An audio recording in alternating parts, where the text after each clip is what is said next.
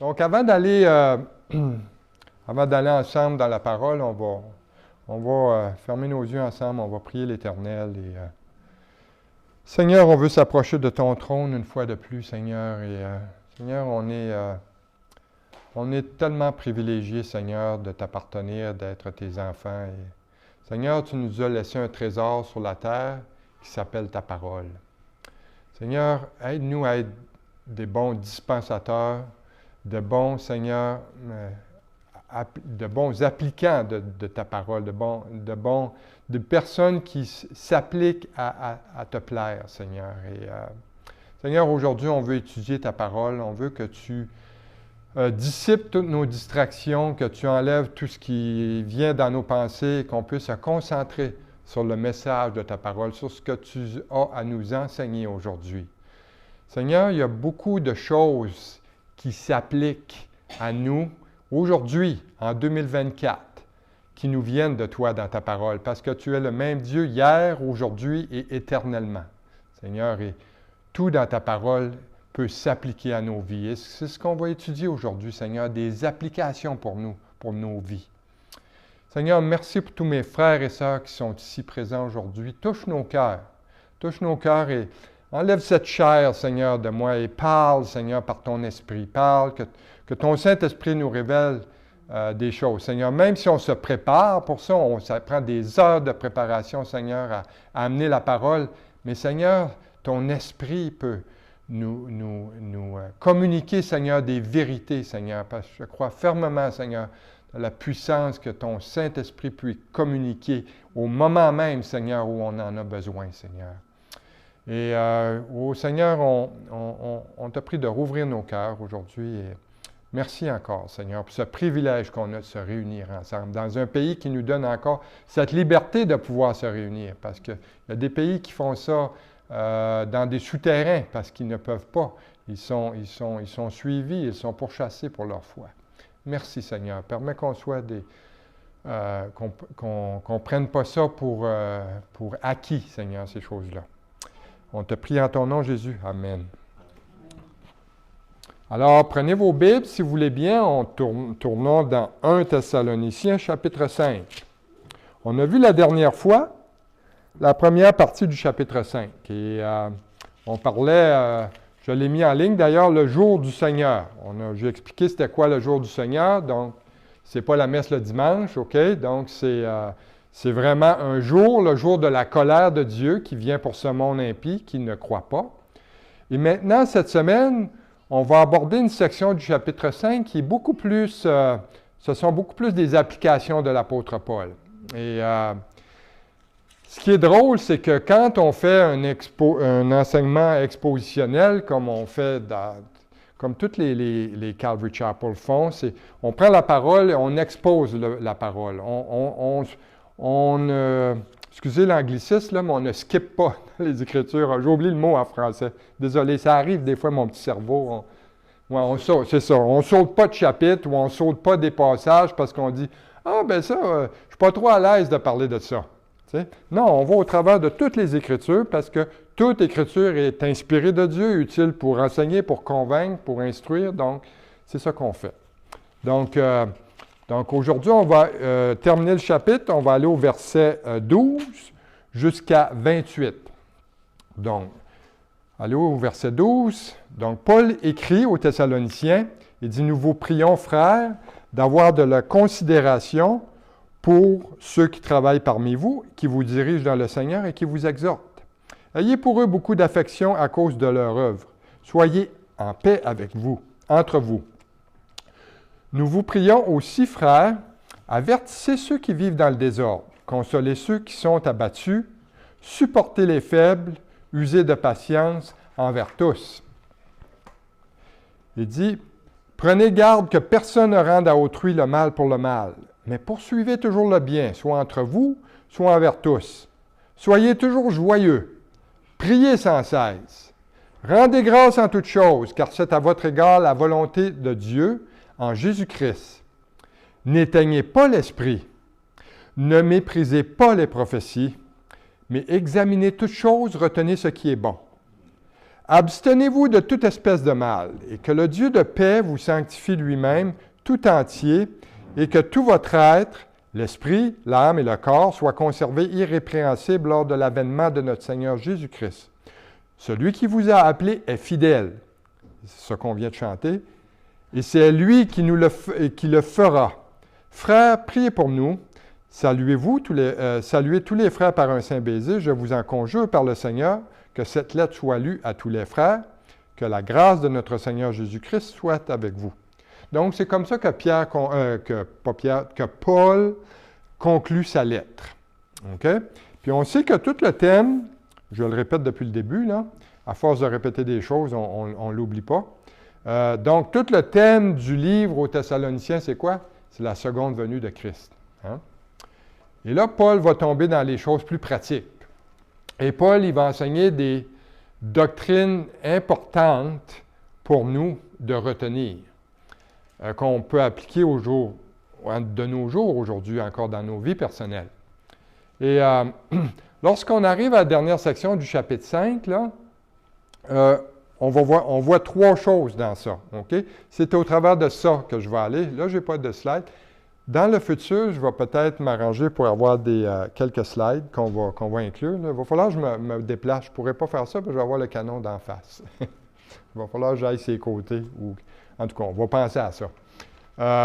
Mais il y a trois choses qu'on va regarder, là, ceux qui prennent des notes. Là. Il y a trois choses que Paul mentionne concernant notre témoignage. Premièrement, il parle des dirigeants spirituels. Donc, notre témoignage envers nos dirigeants spirituels et notre témoignage, deuxièmement, envers les autres croyants. Puis, troisièmement, notre témoignage envers le Seigneur lui-même. OK? Donc, trois catégories, si on veut, là. Donc, on va regarder premièrement la première chose que Dieu veut nous enseigner au travers de la plume de Paul.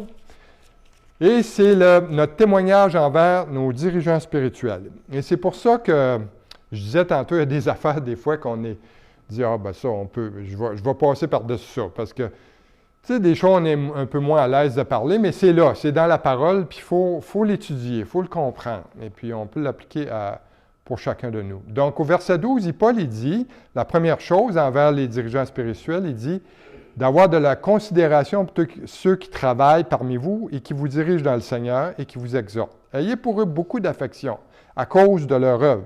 Soyez en paix entre vous. Et Paul, il dit d'avoir de la considération pour ceux qui travaillent, qui mettent leur énergie à servir le peuple de Dieu. Okay? Ceux qui consacrent leur temps à servir. Et moi, quand j'étais aux États-Unis, voyais mon pasteur qui implantait une église, là, puis je le trouvais courageux. Je disais, wow, pas sûr, moi, que je voudrais faire ça. Puis, mais j'étais à ses côtés, puis j'étais là, puis j'essayais de l'encourager, puis tout ça, puis des fois, tu sais, il venait déprimer, puis, tu sais, c'est tough. C'est tough, le ministère. C'est pas comme, j'ai travaillé dans le monde, j'ai eu une carrière, tu sais, en agriculture, tout ça. C'est différent. Je mettais des heures dans ma job, des 50-60 heures par semaine, puis ça n'arrêtait pas. Mais c'était différent. Je me rends compte maintenant que l'œuvre de Dieu, c'est un fardeau qu'on a spirituel, un fardeau que j'ai pour chacun d'entre vous, tu sais, pour tous les enfants de Dieu. Parce que mon fardeau, c'est de prier pour vous. Mon fardeau, c'est d'être un encouragement. Mon fardeau, c'est de vous enseigner la parole fidèlement, parce que je suis redevable de ça. Tu sais, on ne peut pas enseigner les Écritures à la légère. C'est la parole de Dieu, puis c'est quelque chose qu'on doit prendre très au sérieux. Donc, c'est pour ça que Paul dit, ayez de la considération pour ceux qui enseignent, parce que c'est un bataille spirituel. C'est un combat. Et ce que l'ennemi, son arme favorite qu'il emploie, c'est le découragement. Quand on vient, puis je vous ai partagé ça là, la dernière fois, on vient des périodes, là, on voit ça sombre, c'est noir, on voit ça pesant, parce qu'on prend le fardeau sur nos propres épaules. Hein, on devrait mettre ce fardeau-là sur le Seigneur lui-même, pas sur nous, c'est son Église, c'est pas la nôtre. C'est son Église, c'est lui qui bâtit son Église. Et Paul, il dit d'estimer les dirigeants spirituels dans l'Église, pas pour ce qu'ils sont, c'est pas pour la personne comme telle, c'est pour ce qu'ils font. C'est ce qu'ils font, c'est servir Dieu. Puis ça, c'est un combat. Et l'ennemi, il n'aime pas ça. Et quand on veut être actif pour lui, là, je me rends compte quand on fait des choses, là, puis qu'on veut que ça avance, là, qu'on veut que... puis là, on s'attend à Dieu. Là, l'ennemi, ce qu'il fait, il met des bâtons dans les roues. Là, il met des délais. Tu sais, il met ça long. Tu sais, il vient intervenir. Et donc, des fois, ça prend du temps. Tu sais, parce que nous, on vit dans le temps. Hein, Dieu est hors du temps.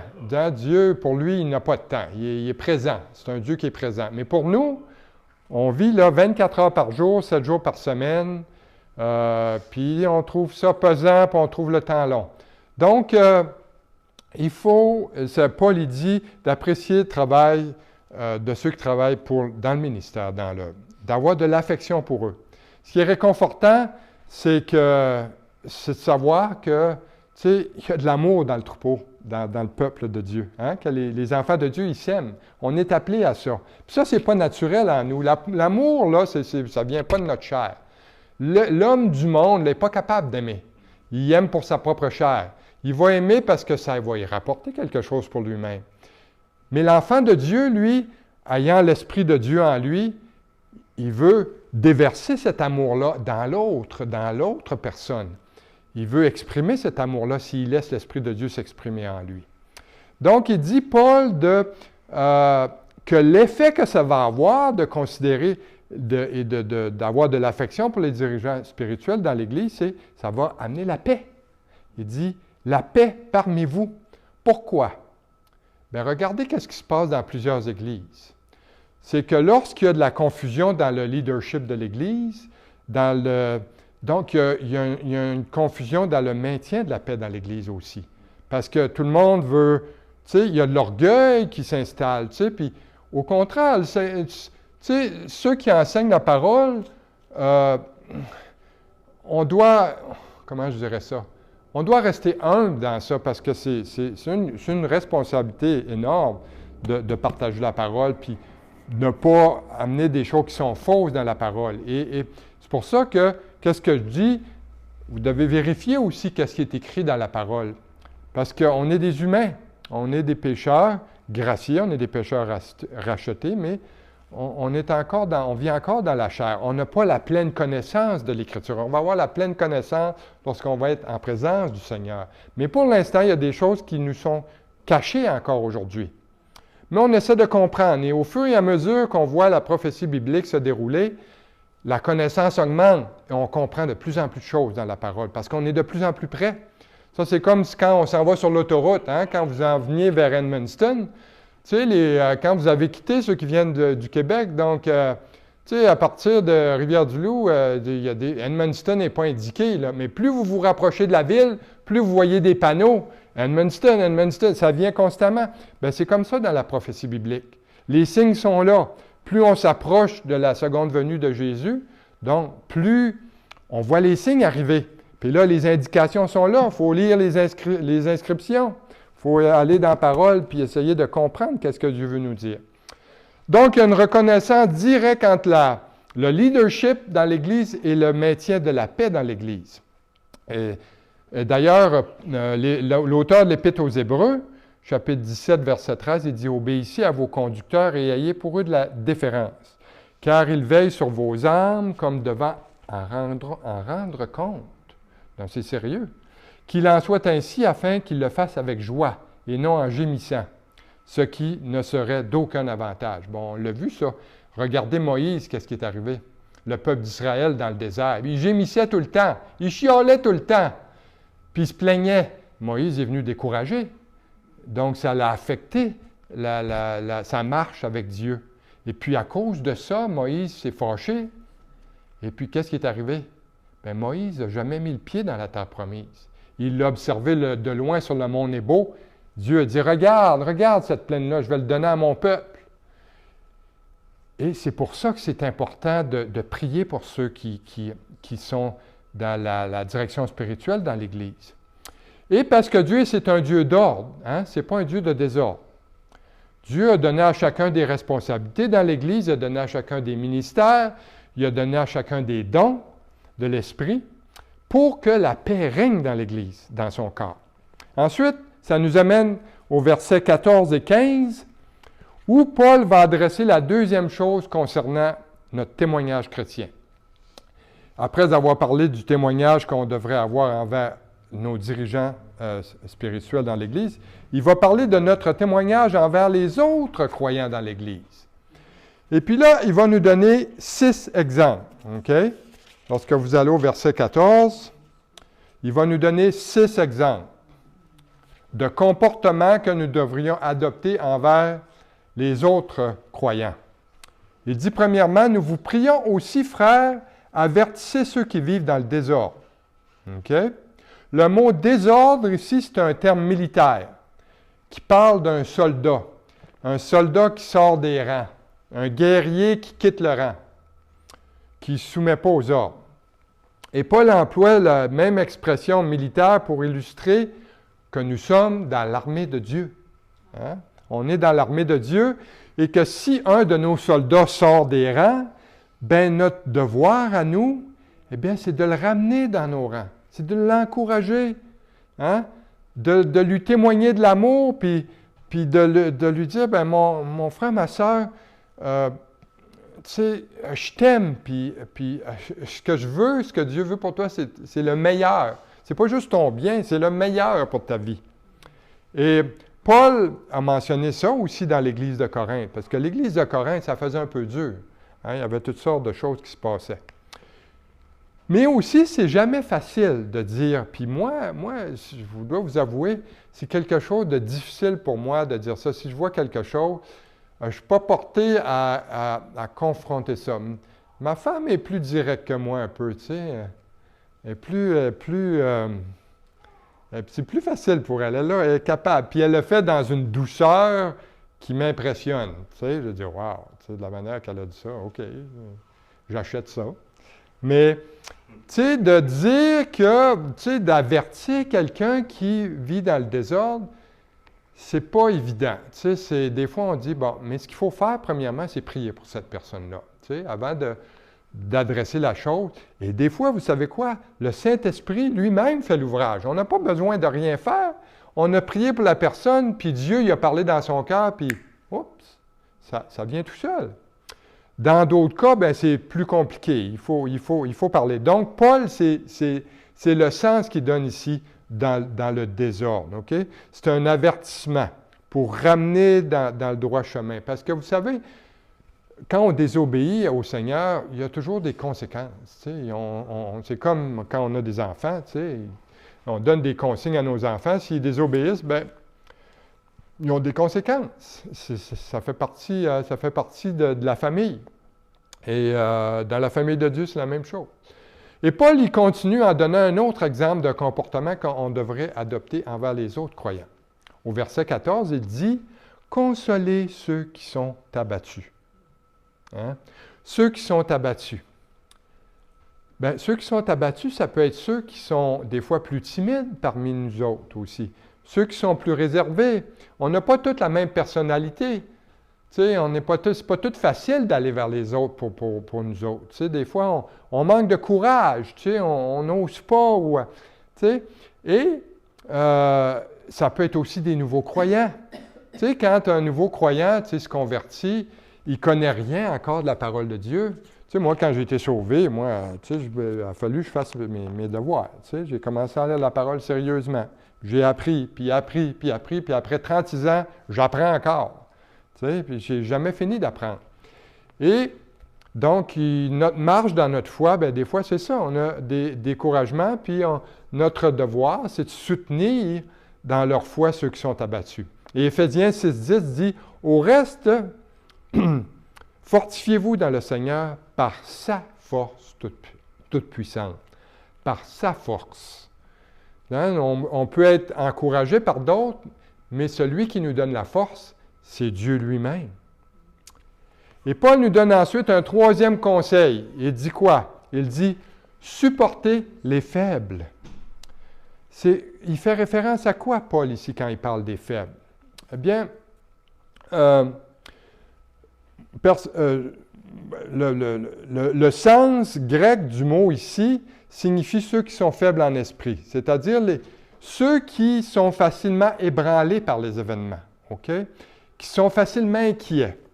Et comme je disais, on n'a pas tous la même personnalité, on ne réagit pas aux événements tous de la même façon. Et il y a parmi nos frères, parmi nos sœurs, certains qui ont une personnalité sont facilement intimidés, sont facilement inquiétés, et par toutes sortes de choses, par les problèmes de la vie, par toutes sortes de choses qui arrivent au quotidien. Et on a tous besoin d'être encouragés pour continuer à persévérer. Parce que c'est comme un troupeau, on est comme un troupeau de brebis. Le Seigneur nous dit qu'on est ses brebis. Et il y a des brebis qui sont plus grosses que les autres, qui sont plus vieilles que les autres, qui sont plus fortes que les autres. Qu'est-ce qu'ils font? Ils vont se mettre aux côtés de ceux qui sont plus petites. Ils vont les encourager, ils vont encourager les plus faibles. Et Proverbe 12, 25 nous dit « L'inquiétude dans le cœur de l'homme l'abat, mais une bonne parole le réjouit. » Hein? C'est donc vrai. Donc, quand on est inquiet dans notre cœur, qu'est-ce que ça fait? Ça nous abat. On vient à terre, on vient déprimé. Mais quand on a un frère ou une sœur qui vient à nos côtés et qui nous donne une bonne parole, c'est quoi l'effet que ça a? Bien, ça nous réjouit. C'est comme par exemple, notre voiture. Tu sais, on a une batterie dans notre auto. Quand la batterie est à terre, bien, qu'est-ce que ça prend? Ça prend des câbles à booster. Hein? Donc, pour la recharger. Donc, pensons à ça. Soyons des câbles à booster pour ceux qui en ont besoin, qui ont besoin de recharger leur batterie spirituelle. Le quatrième conseil de Paul. Paul dit « Usez de patience envers tous. » OK? Donc, usez de patience envers tous.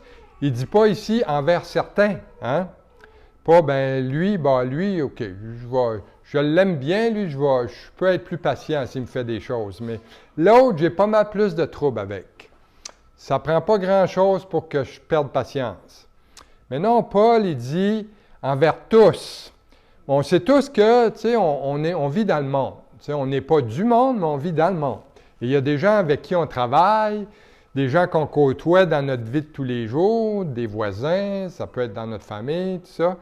On a des personnalités différentes, puis en n'ayant pas l'esprit en eux, eh bien, ils réagissent pas comme des chrétiens, évidemment.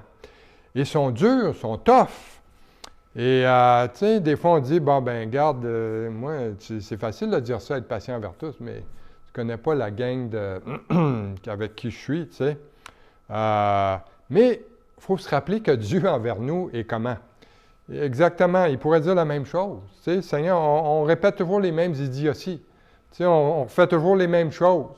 On retombe souvent dans les mêmes genres de péchés dans nos vies parce que là sont nos faiblesses.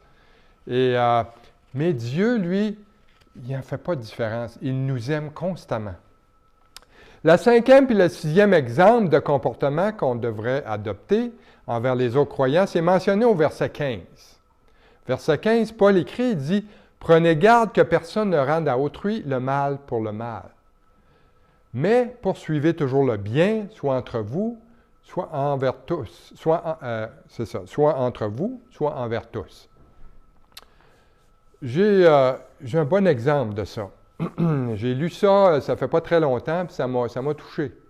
J'ai dit, je vais le partager avec mes frères et sœurs. Donc, dans les années 1800, dans les années mi-1800, il y avait un homme aux États-Unis, un Américain, qui s'appelait Edwin Stanton. C'était un avocat américain renommé, puis c'était un homme politique de son époque. Et c'était au temps de la présidence d'Abraham Lincoln. Et ce M. Stanton-là, c'était un gars qui était reconnu pour être un impulsif puis un colérique. OK?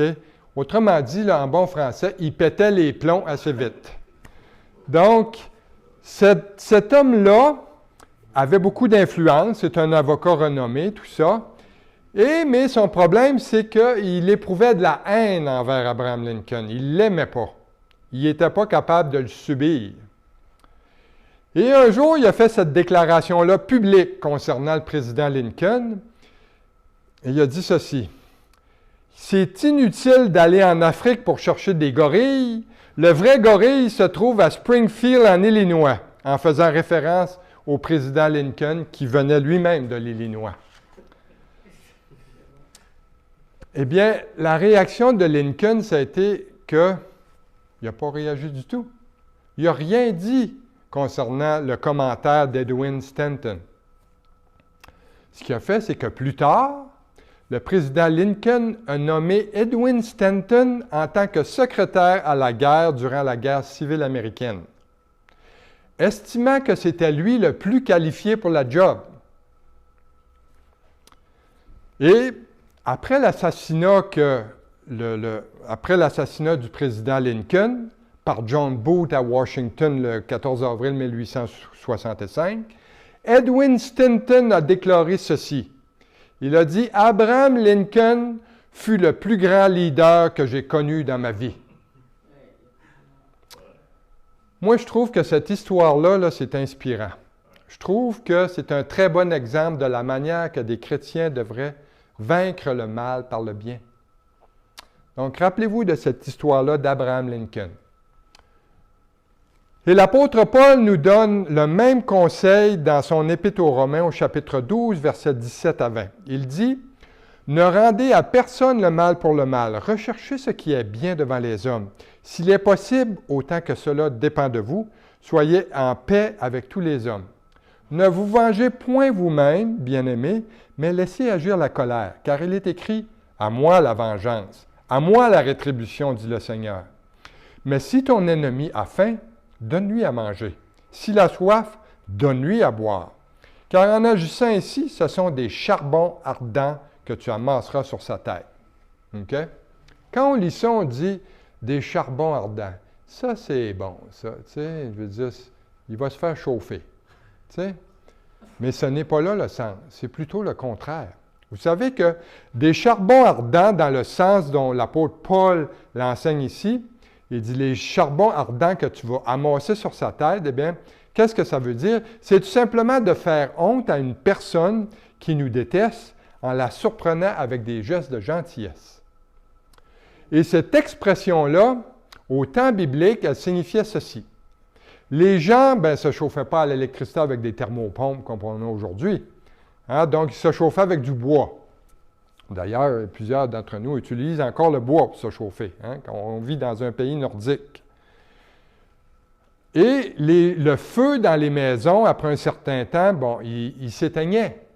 Donc, ce que les gens faisaient dans ce temps-là, il n'y avait pas encore des allumettes, il n'y avait pas encore de briquets, ce n'était pas encore inventé.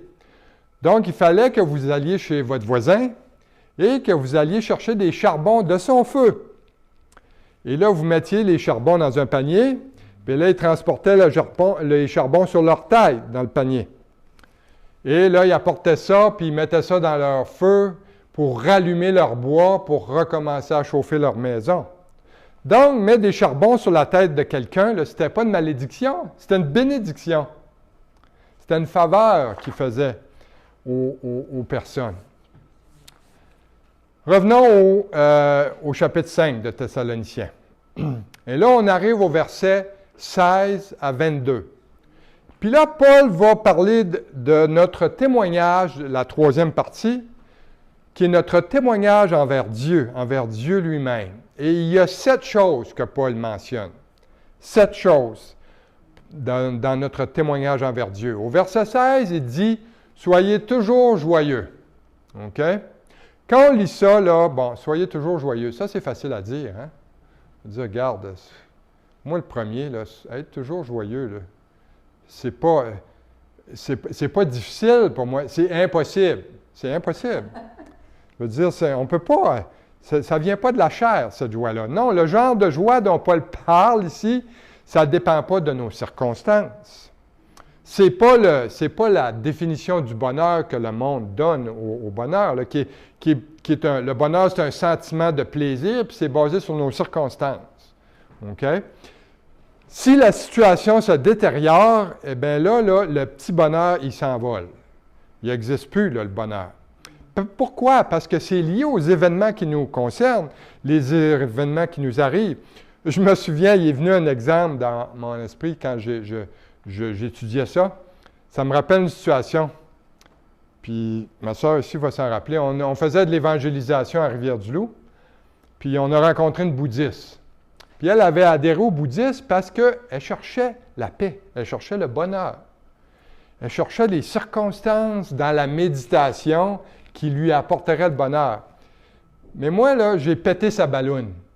J'ai dit que son bonheur, là, si elle allait prendre son char, son auto, puis que là, elle aurait un accident dans les 5 prochaines minutes, et que là, elle serait blessée puis qu'elle s'en irait à l'hôpital, est-ce que j'ai demandé, est-ce que tu vivras encore ton bonheur? Est-ce que tu seras encore dans la joie, dans le bonheur? Puis là, j'ai comme, elle n'a pas aimé ça. J'espère que ce n'est pas ça qui est arrivé. Je n'ai jamais entendu parler d'elle par après. Mais l'affaire est que ce bonheur-là, c'est lié à des circonstances. Et à chaque fois qu'il arrive quelque chose, bien là, le bonheur, la balloune pète. Il n'y en a plus de bonheur. Mais la joie que Paul parle ici, c'est la joie du cœur.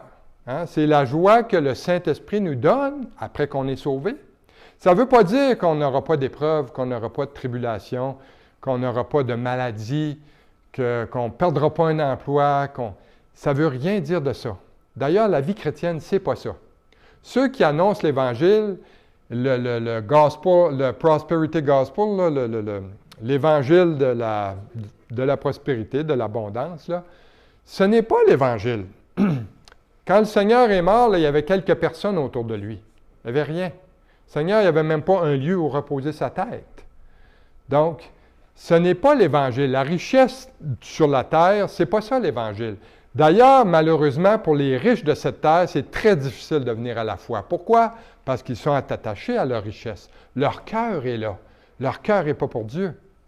Mais la joie que Paul parle ici, c'est la joie qu'il nous donne lorsqu'il nous sauve, lorsqu'on est né de nouveau. Là, c'est là qu'on peut expérimenter la joie. Et c'est là qu'on peut avoir le fruit de l'Esprit.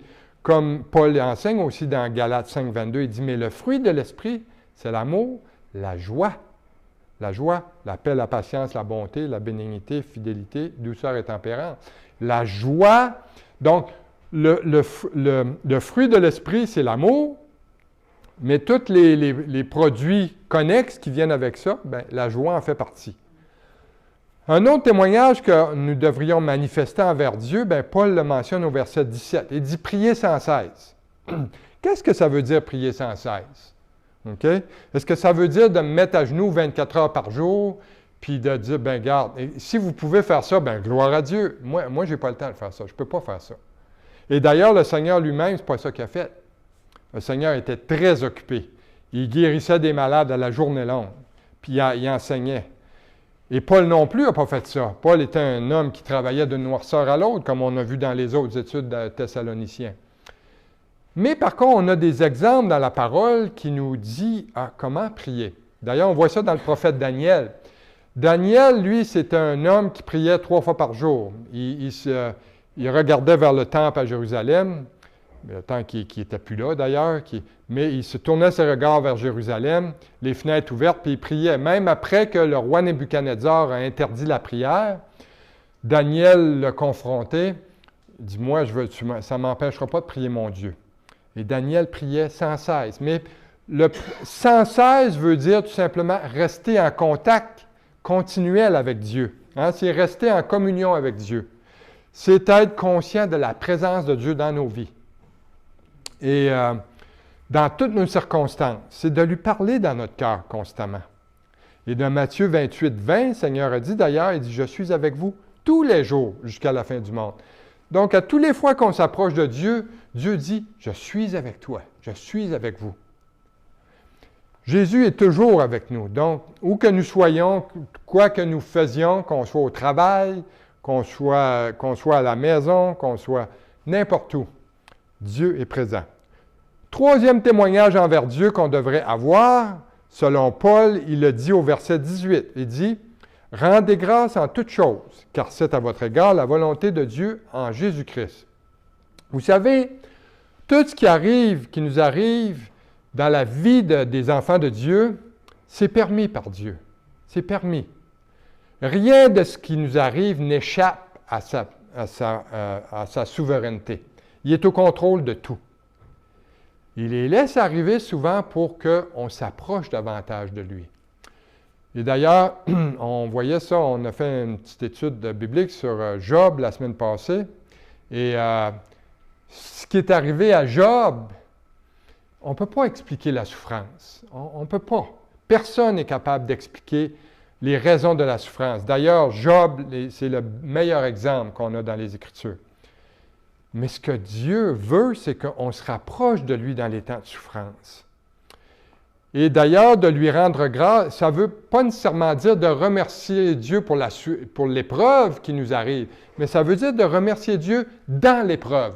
Ça veut dire qu'en dépit de l'épreuve qu'on fait face, qui est momentanée, qui est temporaire, eh bien, il faut se rappeler qu'on a la victoire en Christ et que notre royaume n'est pas ici. Ici, c'est le royaume des ténèbres. Donc, comme je vous disais dans les dernières fois, ici, on fait du camping. On n'est pas chez nous.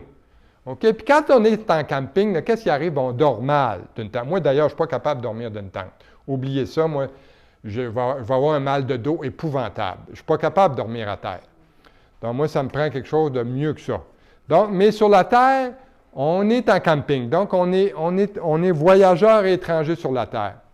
Et Paul, d'ailleurs, dit dans 2 Corinthiens 4, versets 16 à 18, il dit « Ne perdons pas courage, car nos légères afflictions du moment présent produisent pour nous, au-delà de toute mesure, un poids éternel de gloire, parce que nous regardons non point aux choses visibles, mais à celles qui sont invisibles, car les choses visibles sont passagères et les invisibles sont éternelles. » Donc, on devrait avoir une perspective éternelle des circonstances de notre vie, pas des circonstances qu'on vit dedans, on est dedans présentement, mais on devrait avoir une vision éternelle, de dire que je suis dans ça présentement, là, mais ça ne durera pas éternellement. Un jour, ça va finir. Un jour, ça va arrêter.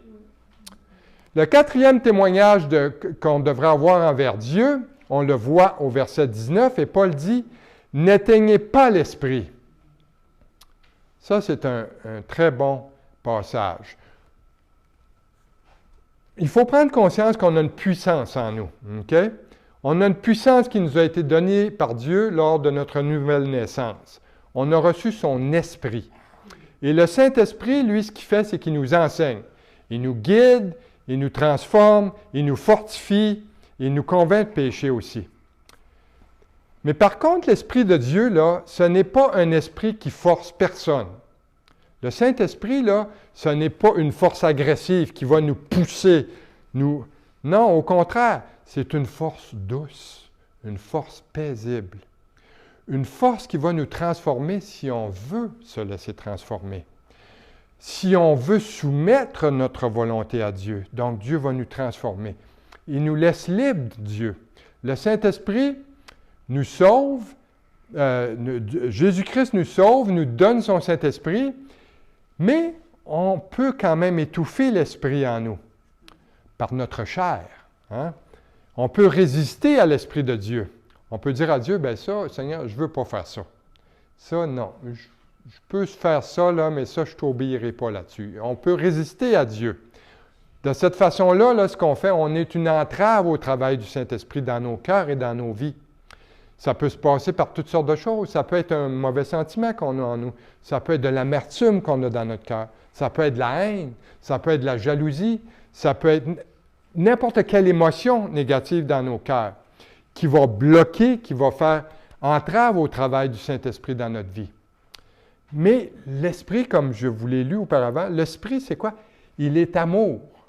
L'Esprit, c'est un esprit, c'est l'Esprit de Dieu et Dieu est amour.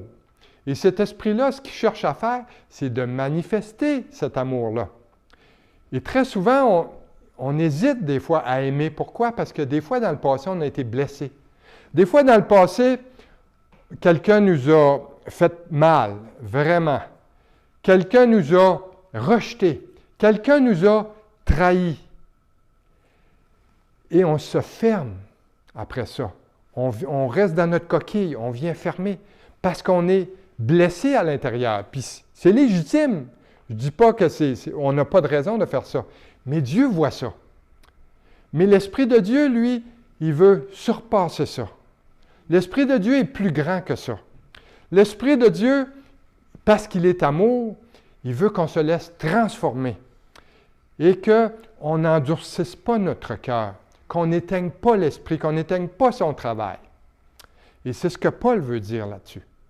Le 5e témoignage envers Dieu, on voit ça au verset 20, il dit « Ne méprisez pas les prophéties. » Ne méprisez pas les prophéties. OK? Il y a 2 choses par rapport aux prophéties que je veux que vous sachiez. C'est que la première chose est que dans toute la Bible, il y a eu des prophètes envoyés de Dieu, inspirés de Dieu, qui ont fait des prédictions dans le futur.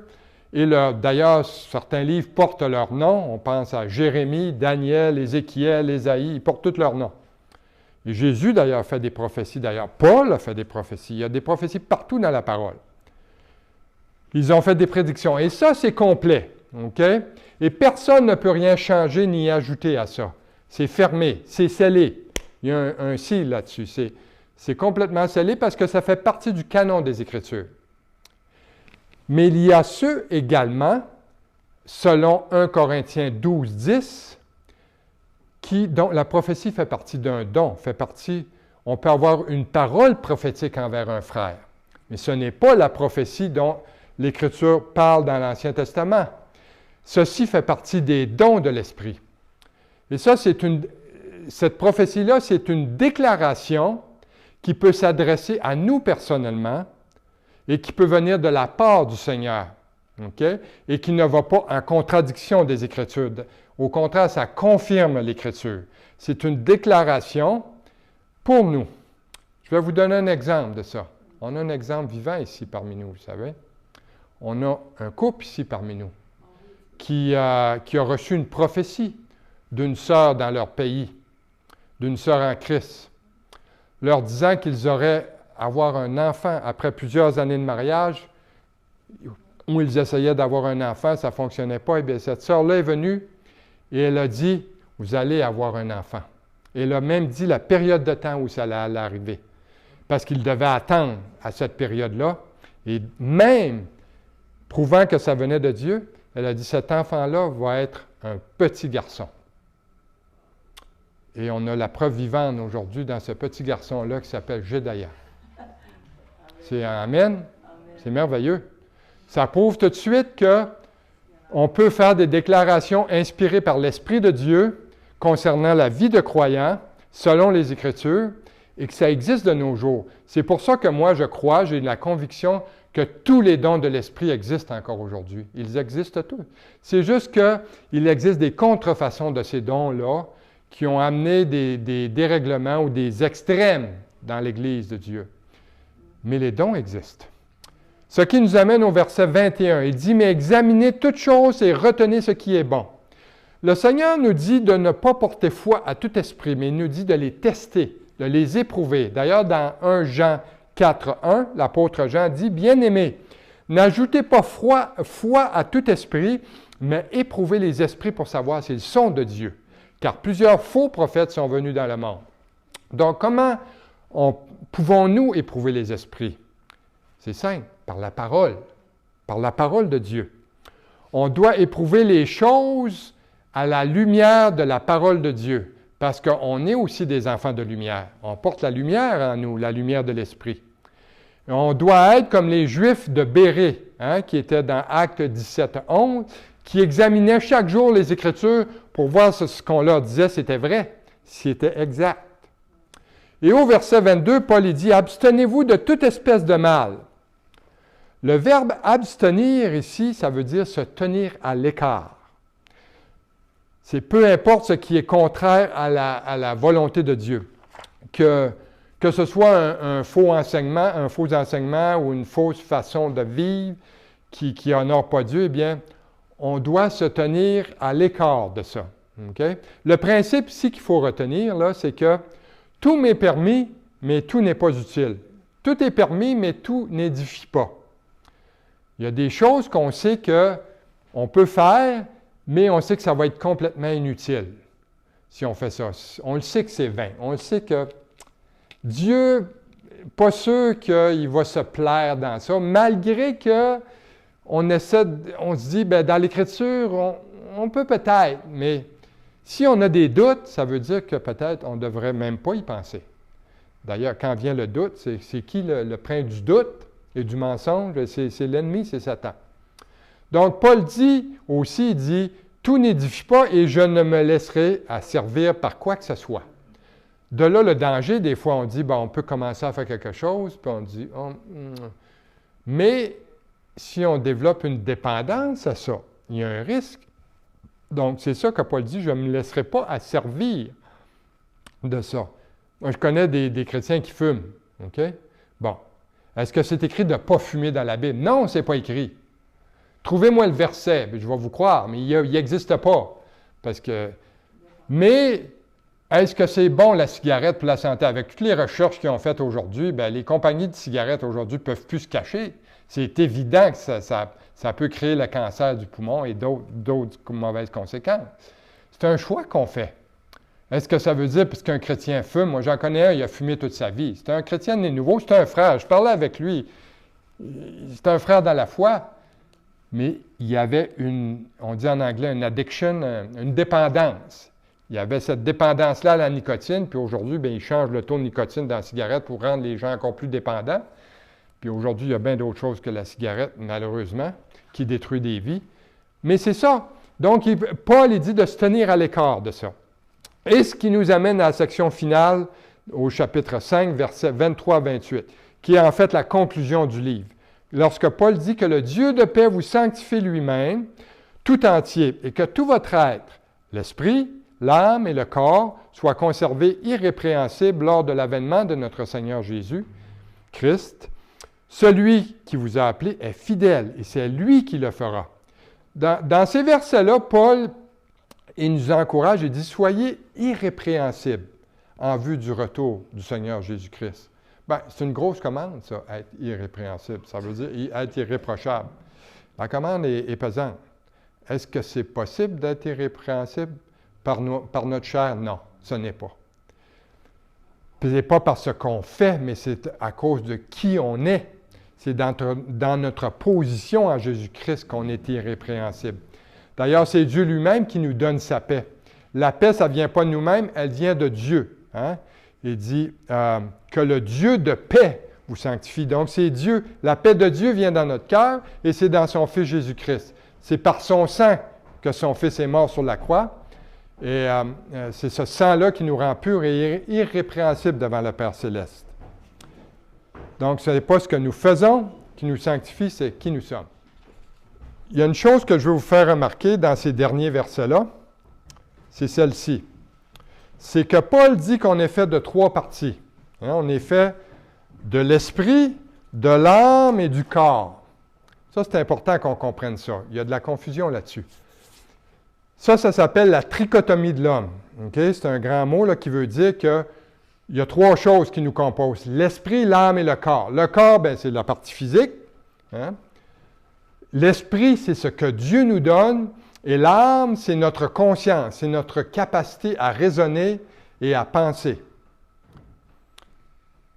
Toutefois, l'esprit de l'homme qui n'est pas régénéré, il est mort. Okay? Cet esprit-là n'habite pas l'inconverti, l'incroyant. Il est mort. Il faut que cet esprit-là soit ramené à la vie. Mais ça arrive comment? Ça arrive à la nouvelle naissance. Dieu redonne la vie à cet esprit-là qui est mort. Et autrefois, lorsqu'on n'était pas sauvé, on était mort par nos offenses et par nos péchés. C'est ça que Paul dit, on était mort. On était mort comment? Spirituellement. On était mort dans l'esprit. Mais aujourd'hui, d'ailleurs, dans les universités et les collèges, la psychologie et l'humanisme enseignent la dichotomie de l'homme. Okay? C'est quoi ça, la dichotomie de l'homme? C'est que l'homme est fait en 2 parties seulement et non en 3. Ils enseignent que l'âme et l'esprit sont synonymes. Mais ça, c'est un mensonge selon Dieu. L'âme et l'esprit ne sont pas synonymes.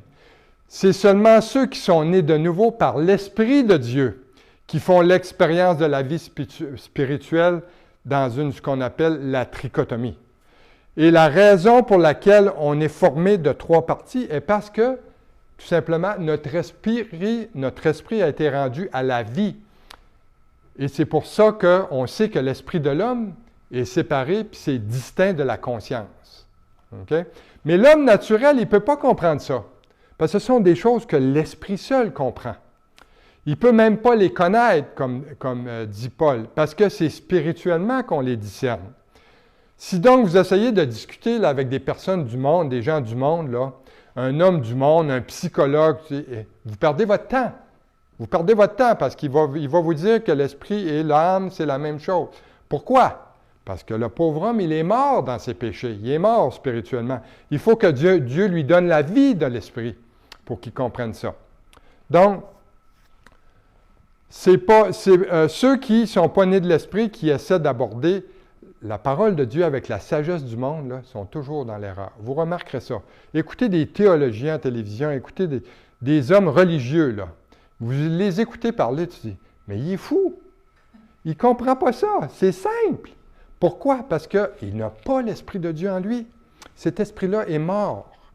C'est ça qu'on était avant d'être sauvés. On était des fous pour Dieu. Le Seigneur, il dit que la sagesse des hommes est folie pour Dieu. Hein? Mais il faut devenir fou selon le monde pour être sage selon Dieu. C'est Dieu qui l'a dit. Mais celui qui est spirituel, lui, comprend toutes ces choses-là, bien qu'il soit incompris des hommes.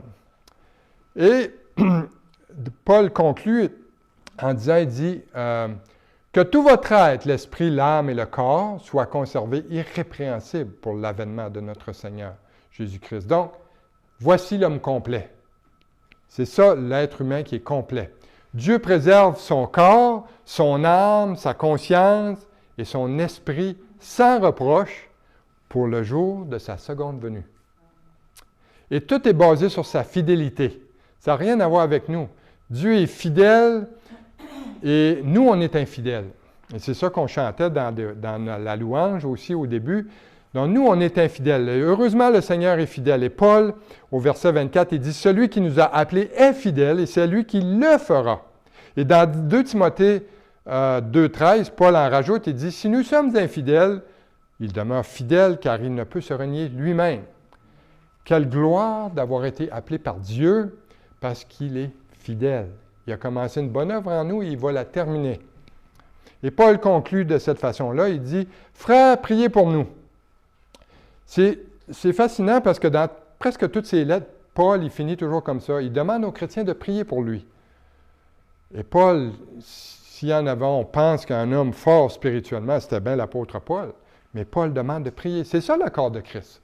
D'avoir des fardeaux les uns pour les autres, puis de prier les uns pour les autres. Durant la semaine, là, de prier, de dire, on connaît les besoins de nos frères et sœurs, on prie pour eux. C'est un grand besoin. C'est notre besoin à tous, la prière. Et d'ailleurs, moi, ça me réconforte tellement quand je reçois des textos des États-Unis, des frères, des sœurs qui me connaissent. Ils disent, en anglais, là, mais ils disent, « Hey, mon frère, je prie pour toi, là. As-tu besoin de quelque chose? Saint-Esprit me parle, là. Je suis sûr qu'il y a quelque chose que... » Regarde, wow, ça ne peut pas mieux tomber. Tu sais, ça me réconforte tellement de savoir ça. Et on devrait avoir cette attitude-là. Et Paul dit en terminant, il dit, « Saluez-vous par un saint baiser. » Bien ça, c'est comme au Moyen-Orient. Quand on va, j'étais en Israël quelques fois, puis tout le monde, tu sais, c'est une coutume, tu sais, tout le monde se fait la bise là, sur les joues, puis on le fait même entre nous, tu sais, on fait ça. On a adopté cette façon-là biblique.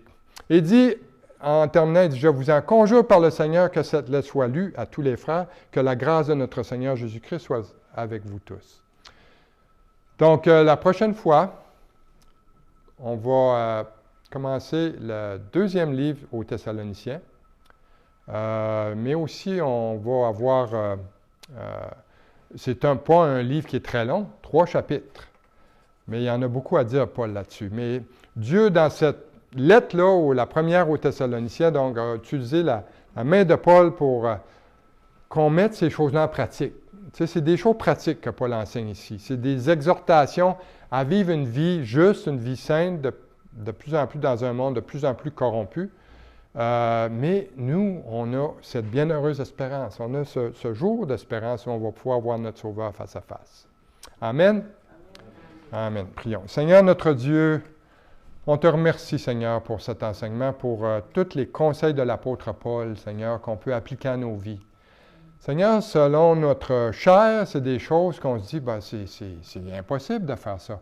Mais avec ton esprit, Seigneur, tout est possible.